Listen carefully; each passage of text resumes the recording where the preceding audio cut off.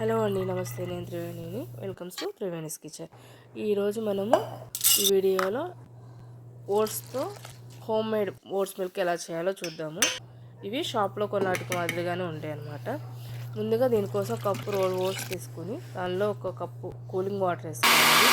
అవి 10 minutes soak చేసుకున్నాక దాన్ని మనము బ్లెండర్లో వేసి 2 cups another 2 cups water cool water పోసేసుకుని 10 to 20 సెకండ్స్ మాత్రమే బ్లెండ్ చేసేసుకోవాలి. వాటిని ఫిల్టర్ చేసేసుకొని మనకి థిక్గా ఓట్ మిల్క్ అనేది రెడీ అయిపోతాయి అన్నమాట. నేను గాజు సీసాలో పోసేసుకొని ఫ్రిడ్జ్లో పెట్టేసుకుని 4 days యూజ్ చేసుకోవచ్చు.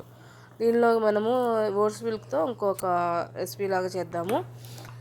ఇది ఒక కప్పు ఓట్స్ తీసుకుని దానిలోకి చియా సీడ్స్ 2 స్పూన్స్ తీసేసుకొని దానిలో ఓట్ మిల్క్ పోసేసేసుకొని మనకు స్వీట్నెస్ తగ్గట్టుగా డేట్స్ వేసేసుకుని నానబెట్టుకోవాలి ఓవర్ నైట్. మరుసటి రోజు స్టిక్కీగా అయిపోతాయి. మిల్క్ అన్ని అబ్జర్వ్ చేసేసుకుని ఓట్స్ అనేవి స్టిక్కీగా అయిపోతాయి. దానిలోకి మీకు నచ్చిన నట్స్ ఫ్రూట్స్ అన్ని వేసేసేసుకొని బౌల్లోకి సర్వ్ చేసేసుకుంటే ఓట్స్ చియా పుడింగ్ అనేది రెడీ అవుతుంది. వీడియో నచ్చితే ప్లీజ్ లైక్ అండ్ సబ్స్క్రైబ్.